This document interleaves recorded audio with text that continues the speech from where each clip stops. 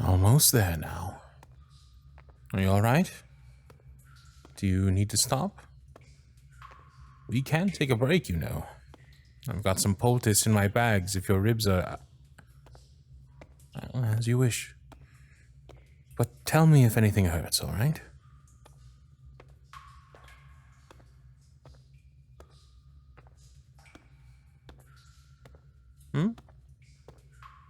Oh, what's the dragon like? Ah, well... He's, abrasive at the start. He can come off as aloof, uncaring even. But the longer you talk to him, the sooner you realize that he's actually a very pleasant host. I mean, I cannot blame him for being cautious. He's the fourth child out of 7 siblings, so inevitably he's always been at best the target of everyone's pranks and, at worst, of their indifference. He doesn't trust people so easily, especially mortals. But in time, he's learned never to judge a book by its cover, and that not everyone is like his siblings. He loves them, you know? They just can be quite a handful sometimes. His mother raised them to be fiercely independent and to bring glory to the royal blood of dragons. Oh, you didn't know? Well, every dragon born on this earth is considered royalty. Royalty without a kingdom, but still. That's why the Crimson Emperor can't attack him directly. He would attract the ire of the dragon's entire family onto his empire, and, well, the ire of a dragon is something to witness, but rarely survivable.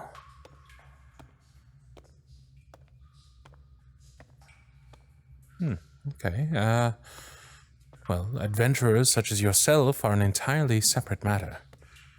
Dragons admire people who, without an army at their disposal, manage to kill one of their own. They may even adopt you into one of their clans if you kill enough dragons to impress them. Just, don't expect to sleep soundly ever again. Assassination attempts are quite common in the dragon clans, especially by families trying to avenge their fallen offspring.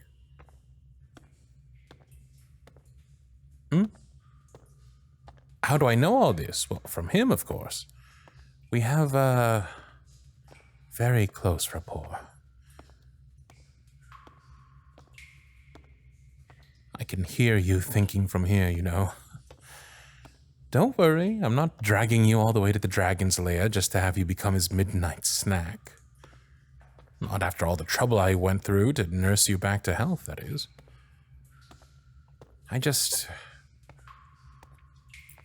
I know I can trust you by now. And so I just know the dragon will too. Besides, if my calculations are correct, your ex-companions are going to reach the throne room today.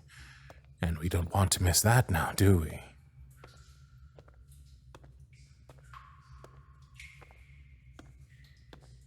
You're still thinking, mulling over something. Tell you what, why don't I tell you another story? It might distract you, or at the very least, teach you something new. Good. Once upon a time, at the foot of Dragon Mountain, there was a village. The people there were kind, simple, and hard-working, mostly miners and farmers. They lived in peace, for the dragon who ruled over them never once had tried to be anything but a wise counselor to them. He had taught them how to mine the incredibly rare ore buried deep within the mountain, and never once had he demanded one of their sheep nor one of their younglings as a sacrifice to his majesty. They coexisted like distant relatives, and that was good enough. But good times seldom last. And so it came to pass that the Crimson Emperor from the bordering lands began to covet the ore that only the villagers knew how to extract. He couldn't challenge the dragon's authority openly, for his empire couldn't possibly survive his wrath. And so he started to plot and scheme and plan. He sent emissaries to the village and managed to establish trade agreements between the capital and the village. The emperor would sell them fabrics, spices, magic books, and all kinds of wonders. In return, the villagers would supply the empire with ore for their weapons and war machines.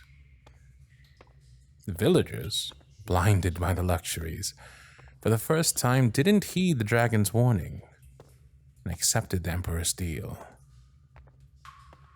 Soon, one by one, the villagers started to fall prey to a strange affliction. The most feeble ray of sunshine would scorch their skin like merciless lava. And soon enough, not one of them would be able to survive under the light of day. They took refuge into the mines and begged the dragon for help. The dragon soon realized that every single piece of merchandise coming from the capital was tainted with powerful, mysterious black magic. And the emperor's plot became most clear to him: to force the villagers to live in the dark and to align the emperor's merchants to bring them food in exchange for ore at ridiculously reduced prices. The dragon felt his heart fill with rage, and soon he knew what he had to do. Don't worry, we're almost there. Almost at the end of our journey. Where was I? Ah, yes. Using ancient magic, the dragon wrapped the village in eternal darkness so the villagers could, at least, go back to their homes. He taught them how to farm mushrooms that grew in the dark. Yes, just like the ones we've been eating in the past few days.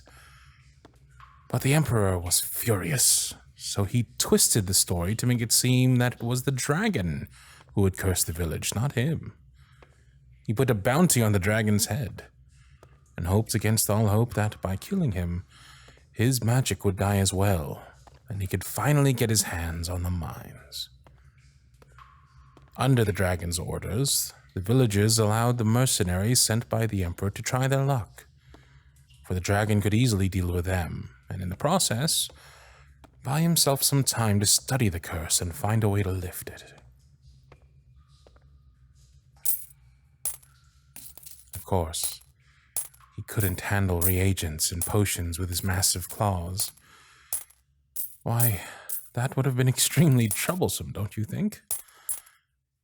So he turned himself into a human and retreated deep within the mountain to conduct experiments on the village's skin samples and the correlation between the ore extracted from the mines and the curse. But there we are finally. The end. So, what do you think? The piles of gold and gems might be a little bit excessive, but then again, one must maintain appearances. And the throne? Carved from the bone of an ancient leviathan. Dwarven craftsmanship, no less. A bit spiky, a little bit intimidating, but theatrical enough.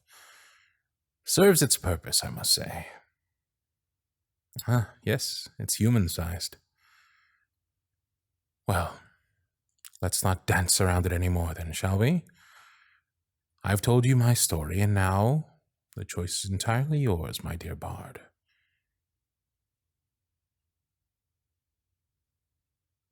You can certainly try and do what you came here to do, even alone, to buy your freedom from the hands of criminals, or you can allow the dragon to show you what happens to those who threaten his friends.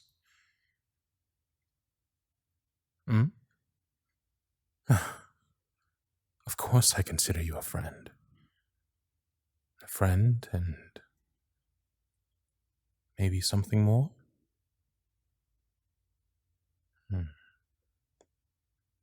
I love how your fingers fit with mine, knowing that they're able to produce such wonderful melodies just by plucking the chords of a lute. It almost feels like you hold the entire world on your fingertips. And every time I touch them, I can feel a bit of it too. Or maybe I've finally come to realize that when I hold your hand, I feel like I'm holding all that matters in the world. Don't mock me. I told you, I can be a very pleasant host given the chance. Why don't you allow me to show you?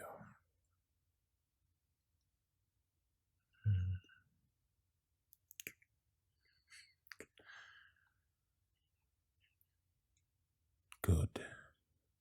Good.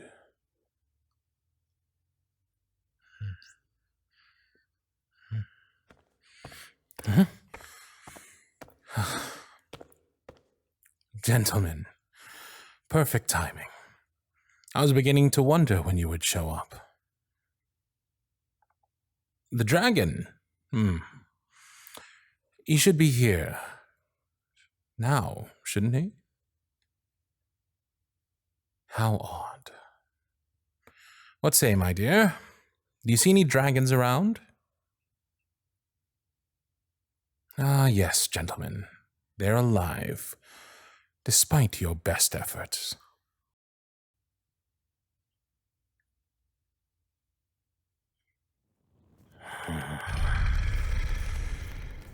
What did you just call them?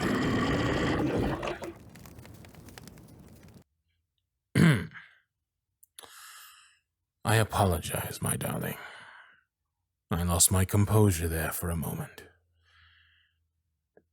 Well then, gentlemen, since you don't seem to be able to behave yourselves, let's skip right to the ending now, shall we? Darling, if you could please sing us a little ditty. I wouldn't mind some bardic inspiration from you. Thank you.